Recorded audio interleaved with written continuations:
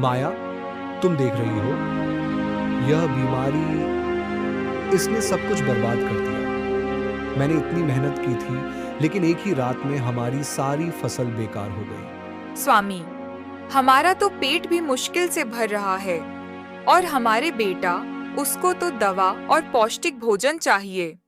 मुझे समझ नहीं आ रहा हम क्या करें। मैं हर पल डरती हूँ कि कहीं यह रात उसकी आखिरी रात न हो। मैंने अपनी सारी बचत लगा दी थी माया। एक एक तांबे का सिक्का जोड़कर मैंने उस खाद को खरीदा था, उन औजारों को खरीदा था। मैंने सोचा था कि वे ही हमारी आखिरी उम्मीद होंगे, हमारे मोहन की जिंदगी को बचाएंगे। लेकिन यह बीमारी, उसने हमारी हर उम्मीद को मिट्टी में मिला दिया। मुझे पता है स्वामी, मुझे याद है जब आप वो औजार लेकर आए थे, आपकी आंखों में कितनी उम्मीद थी। आपने मुझसे कहा था कि यह हमारी मेहनत को कई गुना बढ़ा देगा। लेकिन अब क्या, वह सेठ, वह तो हम पर कोई रहम नहीं करेगा। चलिए घर चलते हैं, जो भी होगा देखा जाएगा। अब हम कर भी क्या सकते हैं इसमें। माया, तुम घर जाओ, मैं थोड़ी देर में आता हूँ। फिर माया वहां से चली जाती है। माया के जाने के बाद तभी वहां पर वो सेठ मनोहर लाल अपने 2 आदमियों के साथ कृपाल के पास आता है। अरे कृपाल, मैंने तुम्हारी और तुम्हारी लाचारी की कहानियां सुन ली है। अब मेरा उधार लौटाओ। पिछले साल तूने मुझसे जो 5000 तांबे के सिक्के लिए थे, उनकी वापसी का समय आ गया है। नमस्ते सेठ जी। आप जानते हैं कि मैं एक ईमानदार इंसान हूं। मैं आपसे झूठ नहीं बोल रहा। मैंने अपनी फसल बेचकर आपके सारे सिक्के लौटाने का वादा किया था, लेकिन इस साल एक बीमारी ने सब कुछ बर्बाद कर दिया है। मैं अपनी सारी मेहनत के बावजूद कुछ नहीं कर पाया। अरे बस यही एक बहाना है तुम्हारे पास, बीमारी। क्या पूरे गांव में सिर्फ तुम्हारी ही फसल पर बीमारी लगी है? बाकी लोगों ने तो अपनी रकम लौटा दी है। तुम्हें लगता है कि मैं इतना मूर्ख हूं कि तुम्हारे इस झूठे नाटक पर विश्वास करूंगा? सेठ जी, आप गलत सोच रहे हैं। मैं झूठ नहीं बोल रहा। मेरे पास कुछ नहीं बचा सिवाय एक टूटी फूटी झोपड़ी और इन खाली हाथों के। बकवास बंद कर। मेरे आदमी गांव में घूम रहे हैं और मैं जानता हूं कि तुम जैसे लोग अपने पैसे जमीन में छिपा कर रखते हैं। मैं जानता हूं कि तेरे पास जरूर कुछ पैसा होगा। उसकी आवाज में लालच और गुस्सा था। जल्दी से मेरे 5000 सिक्के वापस दे, वरना मैं तेरी उस झुग्गी को आग लगा दूंगा और तुझे गांव से बाहर निकलवा दूंगा। सेठ जी, आप ऐसा नहीं कर सकते। मेरे पास पैसे नहीं हैं। मेरे बेटे की हालत बहुत खराब है। मुझ पर नहीं, कम से कम उस पर तो दया कीजिए। अरे तुम जैसे लोग अपने बच्चों का बहाना लेकर अपनी गरीबी का नाटक करते हैं। तुम्हारी यह गरीबी तुम्हारी आलस का नतीजा है, तुम्हारी मेहनत की कमी का। अब मुझे और बेवकूफ मत बनाओ। सेठ जी, आप ऐसा मत कीजिए। मुझ जैसे गरीब पर इतना बड़ा जुल्म मत कीजिए। मैं आपसे विनती करता हूं। मैं आपको आपकी सारी रकम लौटा दूंगा। मुझे बस थोड़ा समय दीजिए। मैं दिन रात मेहनत करूंगा, लेकिन अभी मेरे पास कुछ भी नहीं है। कालिया, इस धोखेबाज को मारो। इसे इतना पीटो कि यह दोबारा मेरे पास भीख मांगने की हिम्मत न करे। सेठ के आदमी कृपाल को पकड़ डिरियच लेता है और उसे बुरी तरह पीटना शुरू कर देता है। कृपाल दर्द से चिल्लाता है, लेकिन सेठ मनोहर लाल हंसता रहता है। मार पड़ने के बाद कृपाल जमीन पर गिर जाता है। सेठ और उसके आदमी अपनी जीत का जश्न मनाते हुए वहां से चले जाते हैं। कृपाल अकेला अपने खेत में बेजान पड़िडाया रहता है।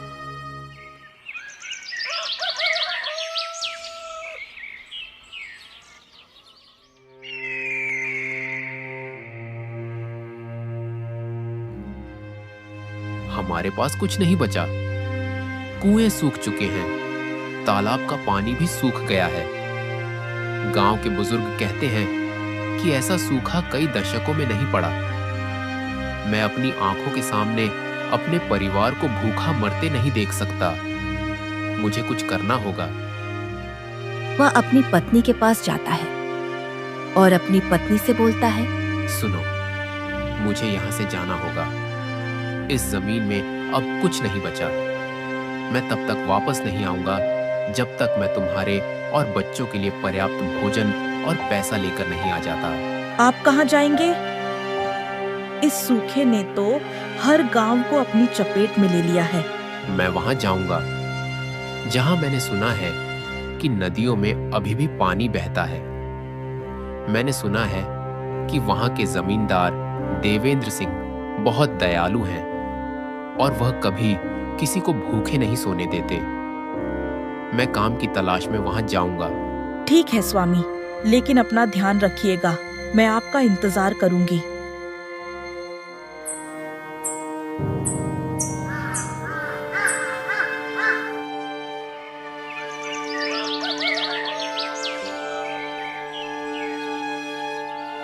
अगले दिन सुबह होते ही रामू अपने गांव से निकल पड़ता है।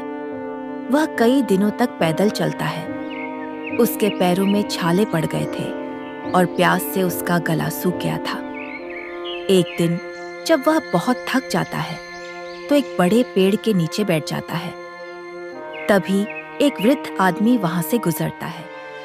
अरे भाई, तुम कहाँ से आ रहे हो? तुम्हारी हालत तो बहुत खराब लग रही है। मैं सूखे से प्रभावित गांव से आ रहा हूँ। मैं काम की तलाश में हूँ। तो तुम सही रास्ते पर हो। आगे एक गांव है जिसका नाम खुशहालीपुर है। वहाँ के जमींदार देवेंद्र सिंह बहुत अच्छे आदमी हैं। तुम उनके पास जाओ। क्या आप जानते हैं कि वह मुझे काम देंगे? वह बहुत ही दयालु इंसान है। वो तुम्हारी मदद जरूर करेंगे। रामू तेजी से खुशहालीपुर की ओर चल पड़ता है। जब वह गांव में पहुंचता है तो उसकी आंखें खुली रह जाती हैं। यहाँ हर तरफ लहलहाते खेत थे, कुओं में पानी भरा था और लोग खुशी से अपना काम कर रहे थे। यह उसके पुराने गांव से बिल्कुल अलग था। वाह, यह कितना सुंदर गांव है। यहाँ हर तरफ हरियाली और शांति है। मुझे यहाँ जरूर कोई काम मिलेगा और मैं अपनी मेहनत से एक बार फिर से अपनी जिंदगी बना पाऊंगा।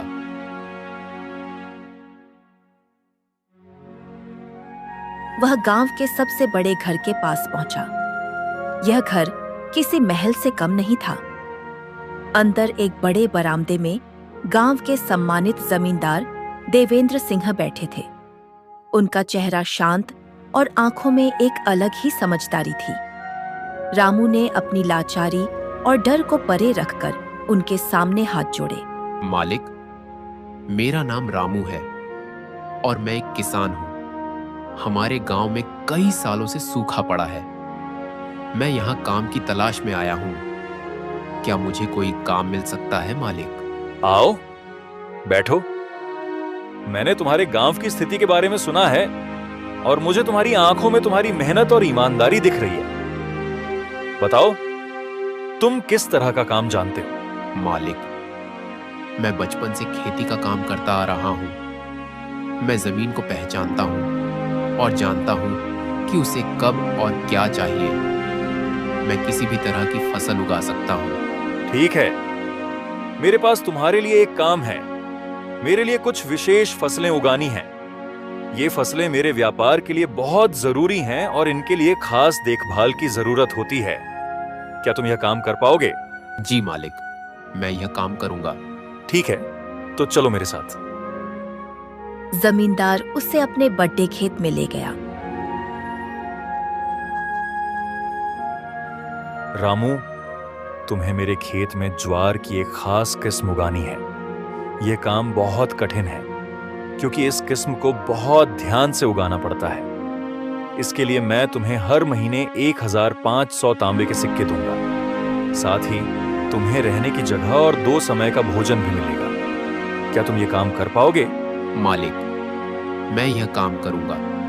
मुझे विश्वास है कि मैं पूरी मेहनत से यह काम कर सकता हूँ।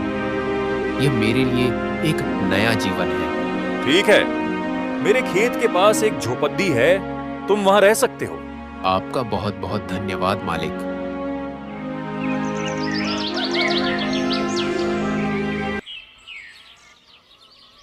अगले ही दिन से रामू काम शुरू कर देता है।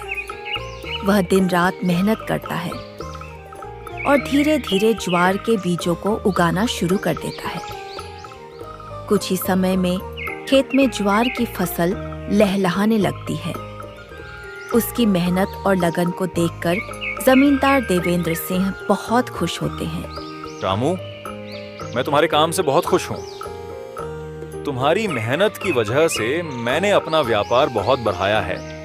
इसीलिए मैं तुम्हारी तनख्वाह बढ़ाकर 2500 तांबे के सिक्के कर रहा हूँ। जी मालिक, आपका बहुत बहुत धन्यवाद।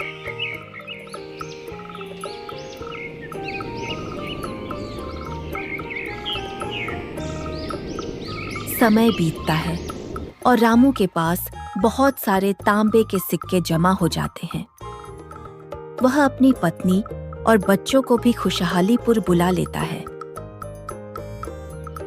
कई साल बीत जाते हैं। रामू और उसका परिवार अब खुशहालीपुर गांव में पूरी तरह बस चुके हैं। रामू की मेहनत से उसके पास एक अच्छी खासी रकम जमा हो गई है। एक सुबह जब वह घर से बाहर निकलता है तो देखता है कि गांव में बहुत चहल पहल है और लोग डरे हुए दिखाई दे रहे हैं।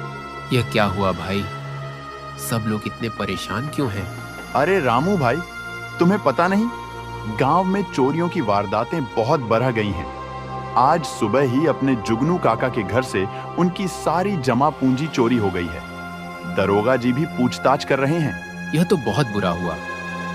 जुगनू काका बहुत बूढ़े हैं और उन्होंने अपनी सारी जिंदगी मेहनत करके वह पैसा जमा किया था। हाँ भाई, हमारे गांव के चोर बहुत शातिर हैं। वे रात को आते हैं और पूरे घर को खाली कर जाते हैं। चोरी की खबर सुनकर रामू के मन में अपने सिक्कों की चिंता बैठ जाती है। उसने अपनी पत्नी से एक भी बात छिपाए बिना सारी बात बताई। माया, मुझे अपने सिक्कों को सुरक्षित रखना होगा। गांव में चोर घूम रहे हैं और मुझे डर है कि कहीं वे हमारी जमा पूंजी भी ना ले जाएं। आप ठीक कहते हैं, मुझे भी बहुत डर लग रहा है। आप जमींदार साहब से बात कीजिए, शायद वह कोई रास्ता बताए। रामू तुरंत जमींदार देवेंद्र सिंह के पास जाता है। मालिक, आजकल गांव में चोरियां बहुत बरक गई हैं। मैंने जो पैसे जमा किए हैं उनकी मुझे बहुत चिंता है। मैं दिन भर आपके यहाँ काम करता हूँ और माया को भी पानी भरने के लिए जाना पड़ता है और पीछे से घर खाली रहता है। मुझे डर है कि कहीं वे हमारी जमा पूंजी भी ना ले जाएं। हाँ रामू, मैं यह सुन रहा हूं। गांव में डर का माहौल है। तुम्हें अपने सिक्कों को सुरक्षित रखना चाहिए। मेरे विचार से तुम उन्हें सेठ मनोहर लाल के पास रख सकते हो। वह गांव के सबसे सुरक्षित और ईमानदार व्यापारी माने जाते हैं। मालिक, सेठ के यहाँ? हाँ रामू, मैं जानता हूं कि तुम सोच रहे होगे कि वह आदमी कितना कठोर है, लेकिन व्यापार के मामले में वह बहुत ही ईमानदार है। उसका घर बहुत सुरक्षित है। ठीक है मालिक, अगर आप कहते हैं तो मैं आज ही उनसे मिलता हूं। रामू जमींदार के विश्वास पर अपने सिक्कों की थैली लेकर सेठ मनोहर लाल के घर जाता है। सेठ का घर बहुत बड़ा और प्रभावशाली था। पहरेदार बहुत सख्त दिख रहे थे। कौन हो तुम और क्या काम है? मुझे सेठ जी से मिलना है। पहले बताओ क्यों? मुझे उनके पास कुछ पैसे रखने हैं। अच्छा ठीक है, अंदर जाओ। रामू अंदर जाता है। नमस्ते सेठ जी, मेरा नाम रामू है और मैं जमींदार देवेंद्र सिंह के यहाँ काम करता हूँ। अरे रामू, आओ बैठो। मैंने तुम्हारी बहुत तारीफ सुनी है। जमींदार साहब तुम्हारे काम से बहुत खुश हैं। बोलो, क्या काम है? सेठ जी, मैंने अपनी मेहनत से कुछ पैसे जमा किए हैं और मुझे उन्हें सुरक्षित रखने में डर लग रहा है। गांव में चोरियां बहुत बरक गई हैं। कितना धन है तुम्हारे पास? करीब 15,000 तांबे के सिक्के हैं। अरे ये तो बहुत बड़ी रकम है। तुम चिंता मत करो, तुम्हारी मेहनत की कमाई मेरे पास पूरी तरह सुरक्षित रहेगी। तुम मुझ पर भरोसा कर सकते हो। रामू अपनी पैसों की थैली सेठ मनोहर लाल को दे देता है। यह लीजिए सेठ जी, यह पूरे 15,000 तांबे के सिक्के हैं, गिन लीजिए। अरे गिनने की क्या जरूरत है? मुझ तुम पर भरोसा है। मैं तुम्हारी मेहनत की इज्जत करता हूं। जाओ, तुम निश्चिंत रहो। सेठ का व्यवहार रामू को अजीब लगता है, लेकिन वह जमींदार की बात पर विश्वास करके वहां से चला जाता है। लेकिन एक हल्की सी बेचैनी भी थी। कई साल बीत जाते हैं। रामू और उसका परिवार अब खुशहालीपुर गांव में पूरी तरह बस चुके हैं। रामू के पास और भी पैसे जमा हो जाते हैं। अब मेरे पास इतनी रकम हो गई है कि मैं अपनी खुद की जमीन खरीद सकता हूँ। मैं सेठ जी के पास जाता हूँ और अपने पैसे वापस ले आता हूँ। वह तुरंत उठता है और सेठ मनोहर लाल के घर की ओर चल पड़ता है। उसका मन आत्मविश्वास से भरा था। नमस्ते सेठ जी, मैं अपने तांबे के सिक्के वापस लेने आया हूँ। कौन हो तुम? मैं तुम्हें नहीं जानता। सेठ जी, मैं रामू हूँ। मैंने 5 साल पहले अपनी सारी जमा पूंजी आपके पास जमा करवाई थी। अरे भाई, मेरे पास तो हर रोज लोग पैसे रखते हैं। अगर तुम्हारे पास कोई सबूत है तो दिखाओ। सेठ जी, मेरे पास कोई सबूत नहीं है। आप जानते हैं कि मैंने अपनी मेहनत का पैसा आपके पास रखा था। आपने खुद कहा था कि मुझ पर भरोसा रखो। मेरी जुबान का क्या है? मैं बिना लिखा पढ़ी के एक पैसा भी नहीं लेता। तुम एक गरीब किसान हो, तुम्हारे पास इतने पैसे कहां से आएंगे? तुम मुझे बेवकूफ बना रहे हो। यह अन्याय है। मेरे सिक्के मुझे दे दीजिए। मैंने बहुत मेहनत से वह पैसा कमाया है। चुप! तुम एक ठग हो। कालिया, इसको मारो। इसे इतना पीटो कि यह दोबारा मेरे पास भीख मांगने की हिम्मत न करे। ये आदमी रामू को बुरी तरह पीटता है। रामू दर्द से कराहता हुआ जमींदार देवेंद्र सिंह के पास पहुंचता है और उन्हें सारी बात बताता है। ये तो बहुत बुरा हुआ। मुझे माफ कर दो रामू, क्योंकि मैंने ही तुम्हें उसके पास भेजा था। मुझे नहीं पता था कि वह कितना बद्दा धोखेबाज है। तुम चिंता मत करो, मेरे पास एक योजना है। जमींदार देवेंद्र सिंह अपनी योजना रामू को समझाता है। रामू हैरान होकर उनकी बात सुनता है। मालिक, यह बहुत जोखिम भरा है। विश्वास रखो रामू, उसकी लालच ही उसे फंसाएगी। वह केवल धन की भाषा समझता है। चलो मेरे साथ।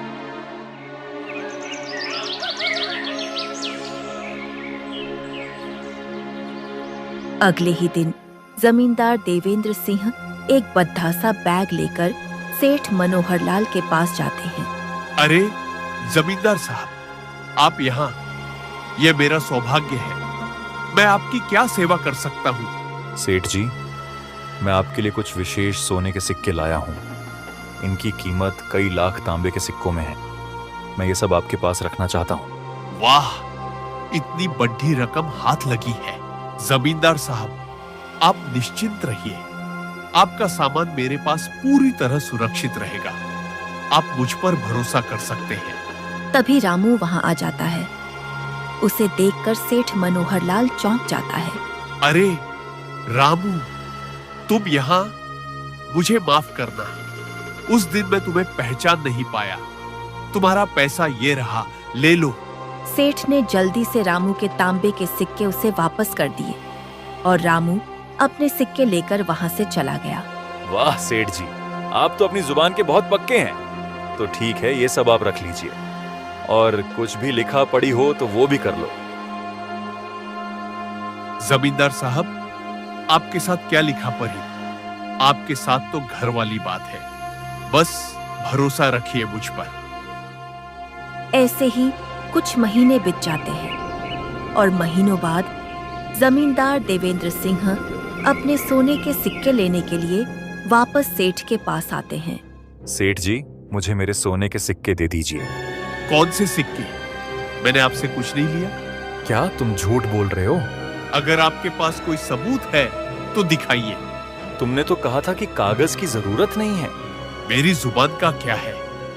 मैं बिना लिखा परी के काम नहीं करता। आप ऐसे ही मुझ पर झूठा आरोप मत लगाओ। जमींदार देवेंद्र सिंह तुरंत इंस्पेक्टर को बुलाते हैं। इंस्पेक्टर साहब, इस सेठ ने मेरे सोने के सिक्के चुरा लिए हैं। झूठ, मैं बेगुनाह हूँ। सुनो, इस सेठ के घर की तलाशी लो। पुलिस सेठ के घर में तलाशी करने लगती है और थोड़ी ही देर में जमींदार का बैग मिल जाता है। इंस्पेक्टर साहब, मेरे पास सिक्कों की रसीद और खरीदने का सबूत है। अब क्या कहते हो सेठ? तुम्हारे खिलाफ कई शिकायतें हैं। तुम सालों से लोगों को ठग रहे हो। तुम्हें और तुम्हारे साथियों को हिरासत में लिया जाता है। सेठ मनोहर लाल अपनी हार मान लेता है। इस तरह जमींदार देवेंद्र सिंह की होशियारी से सेठ मनोहर लाल पकड़ा जाता है। रामू को भी उसका पैसा वापस मिल जाता है। रामू और उसका परिवार खुशी खुशी अपनी खुद की खेती शुरू करते हैं और गांव में शांति लौट आती है।